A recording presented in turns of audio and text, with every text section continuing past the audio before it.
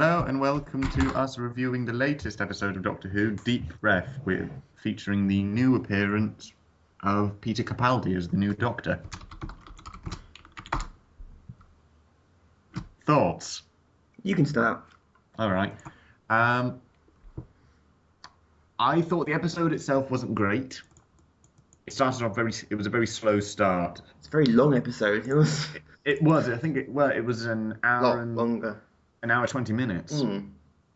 The start of the episode was quite slow, but I think it's safe to say that when we have an episode introducing a new Doctor, they're usually very slow warm-ups, really. Only one David Tennant spent his entire first episode in bed. Exactly, apart from like the last 15 minutes, And then he quit. I was just about to say that myself. Yeah. But we got to see Capaldi's Doctor, which I quite like. Yeah. Once they actually got to the restaurant, Yeah. Mancini's restaurant, it all just kind of exploded almost from there. It just got so much better. We saw some really good acting from Jenna Coleman. Some great emotional range with her being put in that horrible position. Yeah. Nice exploration of the new relationship between Clara and the Doctor.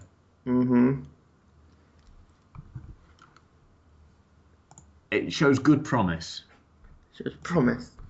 Well, it's the first episode of the series, so we can't even really comment about it. It's difficult to say, oh, he'll be great or he'll be awful, because we've only had one episode with him now. But you instantly, I think, even when he was in his post-regenerative state, you still got that sense of confusion and mania, and the mind is just kind of settling into what it's going to be like from now on. I think that's a good summary of my thoughts. What are yours? Yeah, the episode was slow and long, and are they all going to be that long? Or? No, it's it was just one first episodes and the finales are usually longer. I think the 11th hour was about an hour long. Was it? I do not remember. I think it was. It was more than 45 minutes. Usually they make that because it's a whole big opening, new Doctor. They tend to make them longer to make sure they've got more of the plot line. I think the emotion. There's one review that I agree with. It said the emotional storyline, the emotional plot, was more important than the actual story on this episode, which is completely the case. It always is. The story was really weak. They got rid of the best part of the story not far in. They burned the dinosaur. Yeah, I know. Very upset there. I just like that dinosaur was massive. Yeah, they were. As in, no dinosaur was that big, because that thing was the size of Big Ben. That thing was huge. Yeah. There's never been a dinosaur certainly not a theropod. All right, Alan Grant. But it's weird because usually they're fairly accurate on these kind of things, but they made a giant dinosaur. So I did quite like the Doctor speaking with it. Yeah, that was quite good. I did. That was quite nice. Where was I? Yeah, and I liked it. And I saw the link to the Man de Pompadour come in. Yeah. The moment you see the clockwork and the repairing some parts. Yeah. They're going to do that every episode of this series. If they are, it's going to get old. There's going to be lots of references.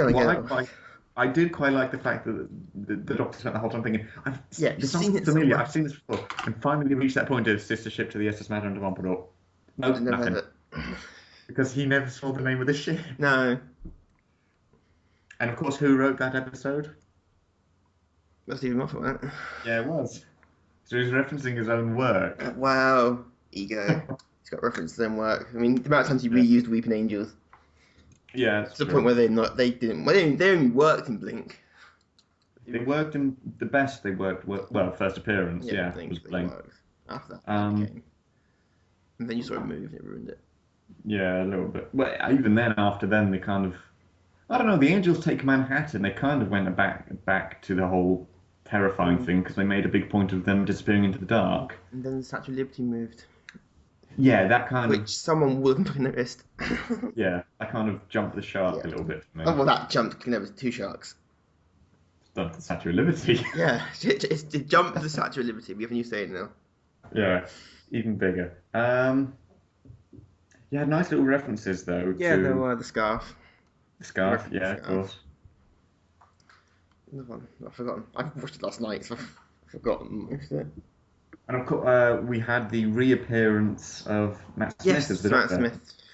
which I think we all knew was probably going to happen, because as soon as you see the phone with, it was the Time of the Doctor that episode, wasn't it? It was. Yeah. With the Time of the Doctor, the phone was off the hook. You kind of know he's used the phone. Yeah. And it just made sense for it to be a phone call through to Clara. Yeah. Though that is the fastest return to Doctor Who ever. Yeah. You couldn't even go one season coming back. Although they must have obviously done the filming for it at the same time. Probably, yeah. Yeah. And of course we had Capaldi constantly referencing, I've seen this face before. Yes. And the whole question of, I don't know where they come from. And that will eventually be explained. And yeah, Fires of Pompeii, he was in. Yeah. And with Miracle Day, the other one. Yeah. He was in. Frobisher, wasn't he? Yeah, not the Miracle Day one, the one before. The one with the alien. Children of Earth. Children of Earth, that's the one he was also in. Because that was the last good Torchwood storyline we had. It worked good. It's alright. Better than Miracle Day, I'll commit that, but... This just shows... The Miracle Day has one thing, that's John Delancey. Yeah, that is true. Who's awesome and everything. That'll be explained eventually. Well, I'm sure it was. I'm sure there's a whole thing that's going to come around. Well, yeah, because Russell T Davies said that he had a plan the whole time, because he wrote... did he write? I don't know if he wrote Fires of Pompeii, but he was the lead writer on it, and he had a plan for why it was the same actor. And he's explained that to Moffat. It's happened before, because Colin Baker shows up in episodes. Yeah, he had quite a large part. He shot the Doctor. Yes. And had a huge part. Metaphor for later on. Yeah. No, Russell T Davies didn't write Fires of Pompeii. No, he didn't. No, but I know he was lead writer at the time, and said there was he had a plot line that he's explained to Moffat, which will eventually all tie in together. God only knows when. Who knows? Just when Steve Moffat's plan on leaving and go, I'll just put it in now. No, who put it in this series? He's had so much backlash about putting his plots across the entire series that I'd like to think he's learned a little bit. Oh, never give it to fans. They always whine. Well, no, not giving in to them, but finding that way to accommodate both. I mean, creating a story across one series is usually what happens. What Moffat did was created one that went from Matt's start to his end. So 5 years? Yeah. 4 years. 4, 5, 4, I know. Well, the entirety of his tenure. It's one of those numbers. The idea of the cracks in time, that went from start to finish. And Silence Will Fall, that was a very long one. That wasn't explained until his last episode. It was kind of wrapped up a little bit. Oh, that was very neat. And we've got our mystery woman at the end. I was going to say, are we going to speculate on the end? Although, can I just say, that robot guy at the top part, he reminded me of Data from Star Trek. Yeah, I got that. I was like, they should have got Brent Spiner in this. I know he's older now. But just to quickly say, his acting... All the robot acting was good, the movement. The movement was incredible. It was very good. I really liked him. I want him to come back. Well, he's in heaven, or the promised land. Oh, is he? Ooh. We don't know where he is. And oh, God. When I first saw her, I did think she was about to burst into supercalifragilisticexpialidocious. Yeah, there was the umbrella. And I was like, it's not going Mary Poppins, are we on this? She was officially revealed a while ago as the gatekeeper of the Nethersphere. When the actress, whose name escapes me for the moment. Yeah, I can't remember off the top of my head. That was who she was officially revealed as, and we've seen some pictures of her being in the series finale. Yeah. But we don't know who she is, and she called herself Missy. Yeah. Now I've read a couple of theories on that since. One of them is that a new female regeneration of the Master. Yeah. Being Missy to Mistress to Master. Although it seems to be that a lot of fans, as soon as we meet any mysterious character who's a bit enigmatic, instantly jump to, is it the Master? Oh, yeah. I don't think it is. No. So what's your theory on who it is? I don't have one. I'm better at disproving. It's a long list of who it could be. I don't know. A part of me thinks maybe the Rani. Yeah, I got a bit of a Rani feel from her. But at the same time, it's the whole... we know virtually nothing about her, which makes it almost impossible. And it's only been the first episode. Mm-hmm. We haven't got a clue who she is. Her garden did look a bit like a TARDIS layout, though. Yes. So I'm thinking there's a Time Lord element to this. Mm-hmm. My initial thought is Rani, though. That's the first thing to jump out to me of who it could possibly be. But then, of course, it's the explanation of the same thing with all the Time Lords. What happens with Gallifrey was the Rani in the Time War, because the Rani only appeared twice. I think so. Yeah, I think it's twice. Tipopedia. I have no idea who she is. Yeah, too. There's a couple of people she could be. Mm. I don't think it's it's certainly not the Master. No. It's because she called the Doctor her boyfriend. Yeah. And the other theory I saw, which I quite like, is she is the embodiment of all the Doctor's mistakes. Or Missy to mistakes. Because we've had the Dream Lord with Toby Jones. Yeah. And it's the same principle. Mm. Could work. I don't know. It's Doctor Who. Anything's virtually possible. Yeah. We'll have to wait until... There's only one episode that's a two-parter, this entire series. Is it the finale? It is the finale. Or is it with the Cybermen? Normally they have one halfway through and then they'll do the finale, or a couple. This is the only time, though. Yeah. Wow. Which is odd for them. Oh, maybe they got people got fed up with all 2 parts. Maybe. I quite like 2-parters, though. Yeah, as long as the second part's worth the wait. There are sometimes like, how will they get out of this one? And it's not as good as you think it's going to be. Well, the favourite tagline is always, the Doctor faces his greatest threat yet. Yes. What, the one this season, you mean? Because he said that twice last series. Yeah. Overall, I would say it's good. It's a really good opening. But as is often the case, like with the 11th Hour, the Christmas Invasion, there's not much in terms of the story. The story is usually quite... Actually, Christmas Invasion was quite a good opening, I thought. There was a much better story to it. It's alright. The 11th Hour was... I like the 11th Hour. You did or didn't? I did. I did like it. I liked it. Mm.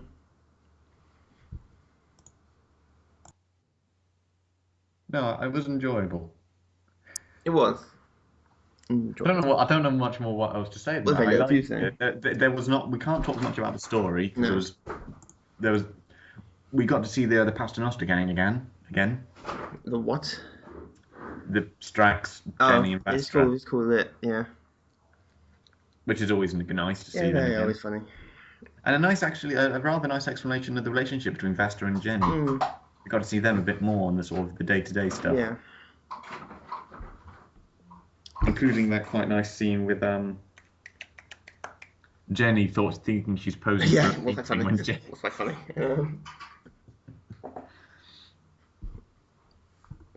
Although they almost hammered home the point of them being married a little too strong. I thought. Well, they've got to reach out. They've got to reach out for demographics, these days. You've got to reach out for your demographics. I don't think they need to reach out. They've got the demographics for the most part. It just seems to be that point of we're hammering home. You don't need to flirt. We're already married. Yeah. Really? You haven't said that yet? I don't know who married them.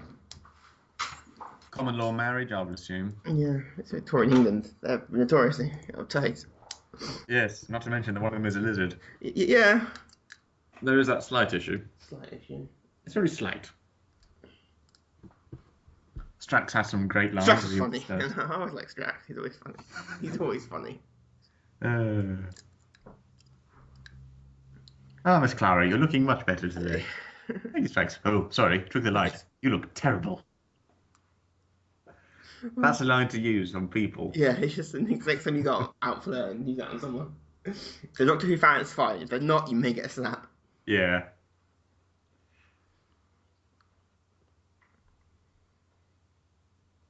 these 51st century clockwork droids aren't very good. They're not. The ship's jumped back from the dawn of time. Mm.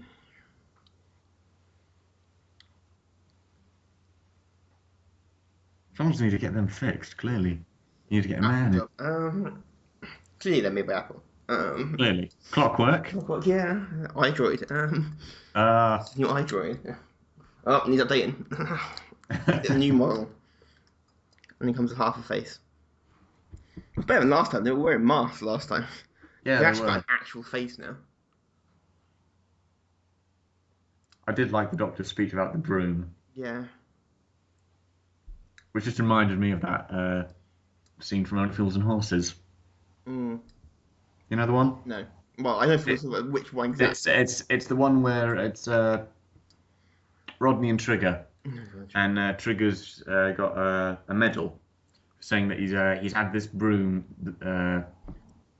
14 years and he's had to replace the handle and the brush a couple of times. Yeah. And then Rodney says, "Well, it's not the same broom, then, is it?" Yeah.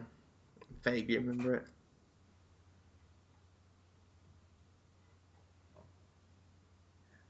And on to next week's episode, then Daleks. Yeah, second episode. We'll whack the Daleks out early.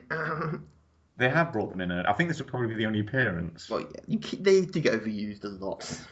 Yeah, but at the same time, every Doctor wants kind of... If they're right of passage... You'll get one story with the Daleks. There has to be a second one. No, I don't know why they put it in this early. Well, they'll have their reasons. Yeah. You can arm with Daleks as well. More than one. Yeah. Which usually makes them... I always find them threatening when it's just one killing everyone. Yeah, your theory is it works best if they use the alien method for it. It's one Dalek. Trapped with one Dalek and it's killing three. Like Dalek, that's the episode. Good episode. Dalek gets through a lot of people.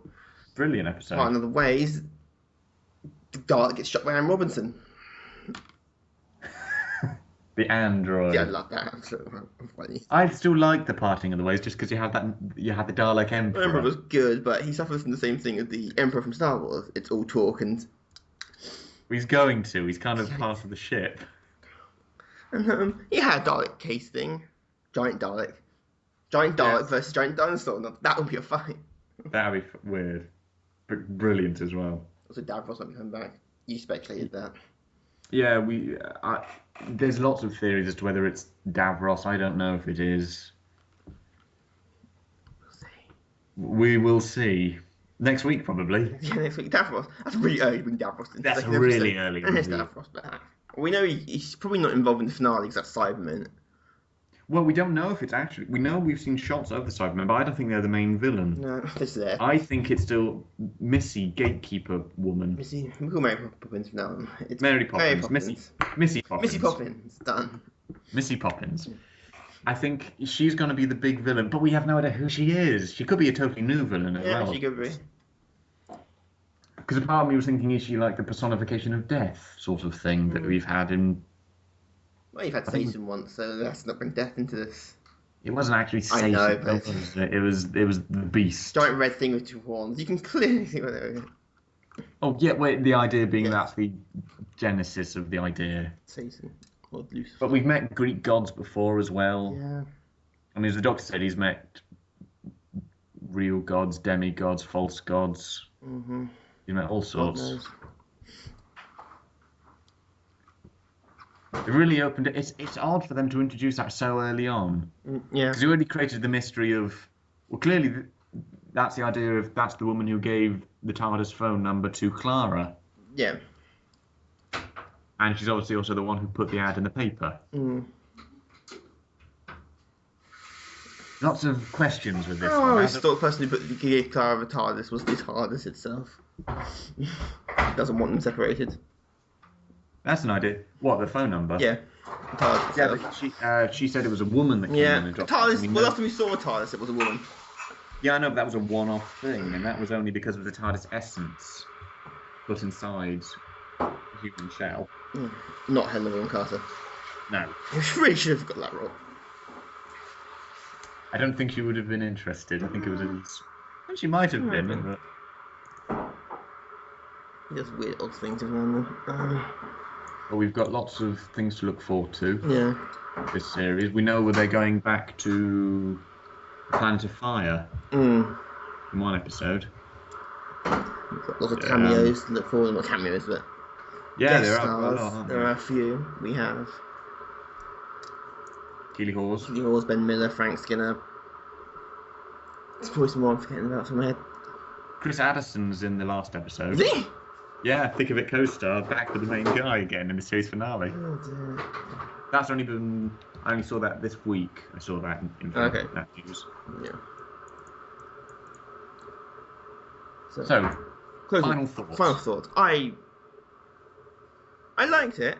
It was good. It wasn't the worst of the Doctor I've ever seen. No, that goes to Love and Monsters. Oh, still does. That's dreadful. But yeah, a bit slow. It's getting going, but once it got going, it was there. And villains were good. For what little you saw of them, it worked. Even though they were the same villain, well, not the same villains, but similar villains to what we had before. And yeah, I liked it. It's a good start. We'll give it. I think I can agree with all that. It shows promise. It's not, oh dear Lord, what have they done? Oh my God. But just a quick word, brand new opening sequence and new theme as well. So cheap. That hard's no opening sequence. They based it on a fan-made one that I remember seeing ages ago, and a fan-made one looks really good. Yeah. It looks fine, just a TARDIS model and everything something. That is the TARDIS does look a bit cheap. A little bit. I still prefer Matt Smith's opening theme. That's because of the baseline. The baseline, that is awesome.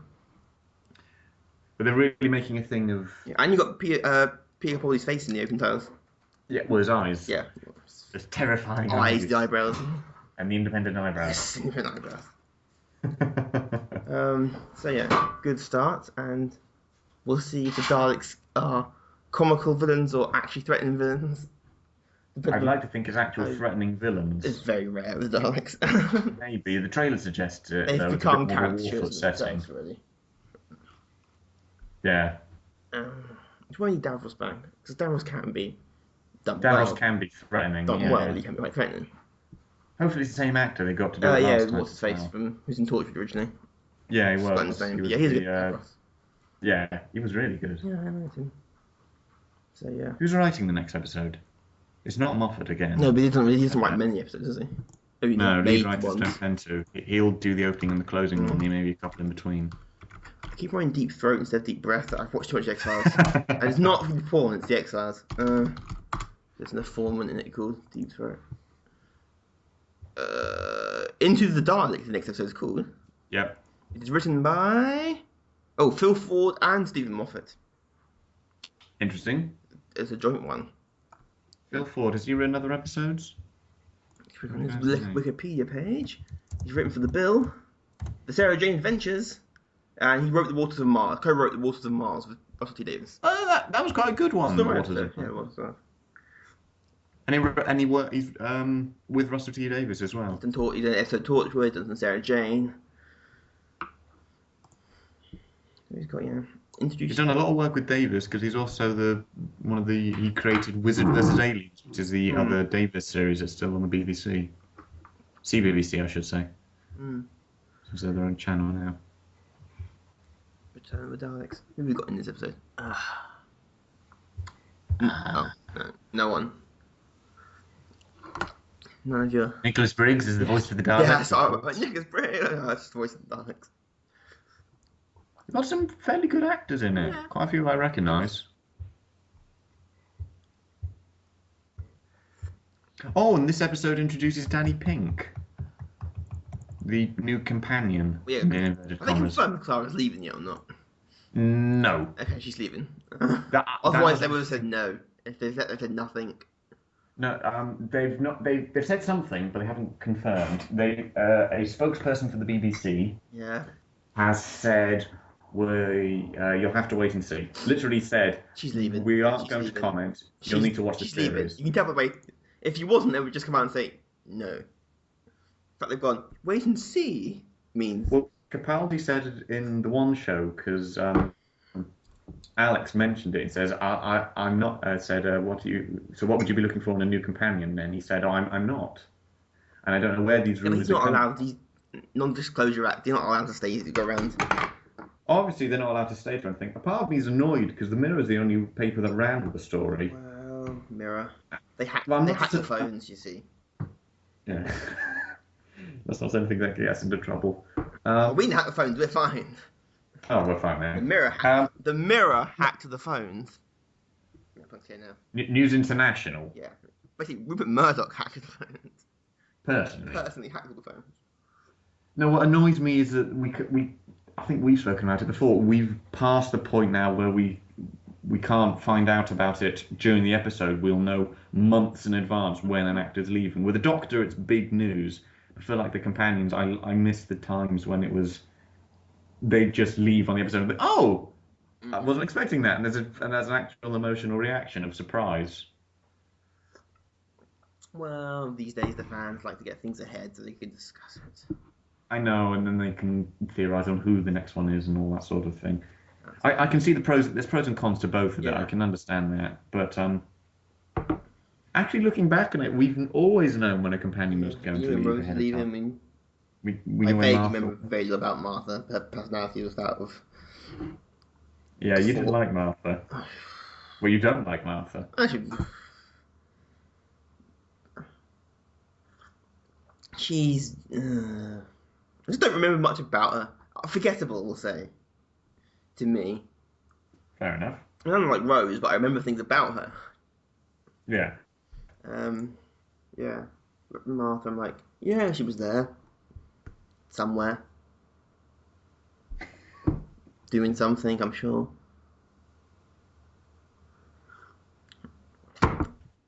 Yeah. We have known when they're leaving. Yeah. That's the point. Of course, there's all the new theories on who the next one could be, which is completely open casting. What you want and what you think is going to happen are two different things. K9's awesome. He's a laser. I know when you become lead writer, you're going to have K9's K9's awesome. I know that when you become the lead writer, you'll have K9. But it's K9. It'll be K9 who? Wait, you mean K9 and Company? The whole show will be revamped. K9 now flies a TARDIS. We've had two series that both didn't do well because of that. We're just replacing Doctor Who with K9. He lands on a planet and he would go exploring, but except poor traction, he can't. Yeah. You have fun pitching that one to the Beeb. Write it now. I've already got the casting plans. Yes. I wonder who I'm casting as K9 as well. Morgan Freeman. No. Morgan Freeman's voice K9 would be awesome. It would be awesome, but if you're going to have K9, you need the original. Have Morgan Freeman in it as well. Morgan Freeman would be psychic. Yeah. Morgan Freeman's psychic. Done. It's getting pitched. Right, back to our final thoughts, because we deviated. Yeah, we did. As we so often do. You just gave your final thoughts? Yep. Passable. Not bad, not particularly good, but watchable. I'll agree with that. It was noteworthy for our first appearance of the new Doctor. Yep. So that gets a good mark from me on that. Story wasn't great. As you said, we've had worse stories. Oh, yeah. Or just none at all. Or none at all. Nice villains. Data good villains went mad again. Or it was Law. Make a choice of. Yeah. Certainly worth a watch. Yeah, watch it. I think it would have to be as well. Oh, yeah, which you know what's going on. Doctor's tenure, which is the main focus for it. So in that way, I think it achieved what it needed to.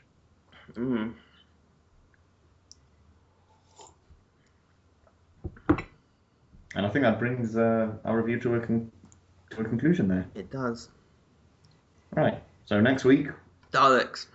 That's what we got.